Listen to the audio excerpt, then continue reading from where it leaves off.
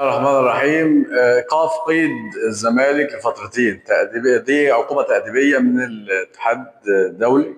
دي طبعا كارثة بالنسبة للزمالك وجمهور نادي الزمالك.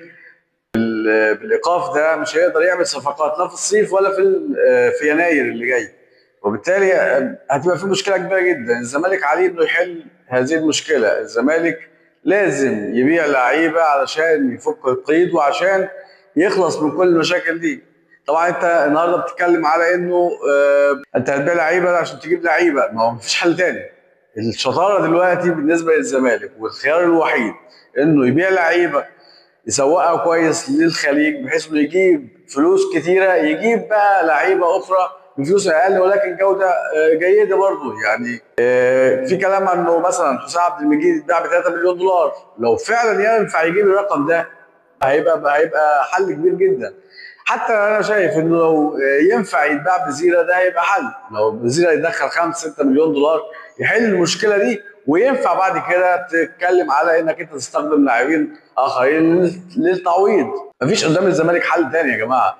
الزمالك الحقيقه الكلام على انه هينزل حل كده سحري، هيحصل حاجه الابلكيشن ومش الابلكيشن، مستحيل يكون ده الحل. مستحيل، يعني مستحيل الابلكيشن ده يجيب 400 500 مليون جنيه. مستحيل الكلام ده، وده بيع وهم للجمهور. الزمالك يعني قدامه مشكله كبيره جدا.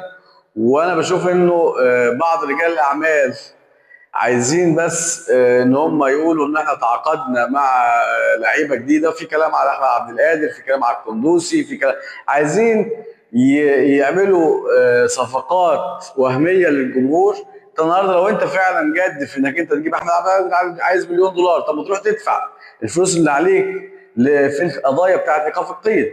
يعني المليون دولار ده ما تروح تدفعهم. الكلام هنا ممدوح عباس بيقول ان هو عايز يجيب احمد حجازي وبيجيب احمد عبد القادر، دول عايزين 2 مليون دولار. طب انت مش عايز ما تدفع ال 2 مليون دولار دول لايقاف القيد وتحل المشاكل دي؟ على الاقل يبقى في فرص ان الزمالك يشترك في افريقيا، يبقى في فرص انك انت تعرف تجيب اللعيبه دي اصلا. لكن الكلام لا، احنا عايزين نتفاوض مع اللعيبه دي، وطبعا مش هتدفع العقود واللعيبه دي في الاخر هتشتكي نادي الزمالك بالفلوس. ما هي الصفقات بتبقى كده، انت بتروح تدفع مقدم. يعني مثلا انت بتتفق على مليون دولار مع لاعب، تروح مديله انت مثلا سكه 5 6 مليون جنيه، يعني 100,000 دولار، والباقي يروح يشتريك بيه ويوقف لك قيد. فصفقات وهميه، صفقات وهميه. الناس دي ما بتدفعش الفلوس، بدليل كل قضايا ايقاف القيد دي. مجلس اداره الزمالك الحقيقه فاسد. مجلس اداره الزمالك لازم يرحل. مجلس اداره الزمالك لا يقدم شيء على الاطلاق.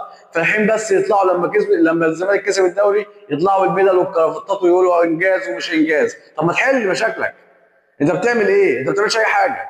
مجلس اداره الزمالك المفروض يرحل الحقيقه، وهو مجلس فاشل ومجلس موظفين وناس جايه عشان اي حاجه تحصل بفضل جمهور الزمالك الحقيقه زي الدوري، يطلعوا يقولوا ان احنا بنحقق انجازات. انتوا ما بتحققوش اي حاجه، انتوا فشله. والحقيقه انا شايف ان استمرار هذا المجلس كارثه على نادي الزمالك، ولازم الدوله يعني تشوف حل لمشكله الزمالك، والا هيحصل على مصير الاسماعيلي. ما هو الاسماعيلي حصل فيه كده برضه، فضل لغايه ما تراكمت عليه الديون وما قدرش ان هو يحل المشاكل دي، وفي الاخر ادينا شفنا الاسماعيلي بيهبط. فمشكله كبيره الحقيقه. الخبر الثاني الحقيقه برضو انه الاهلي تعيين وائل جمعه مديرا للكره. خبر جيد بالنسبه لجمهور الاهلي. ووائل جمعه معروف ان هو شخصيه قويه، شخصيه قياديه تقدر تضبط اوضه اللبس في النادي الاهلي. ونتمنى التوفيق للجميع. شكرا جدا لكم.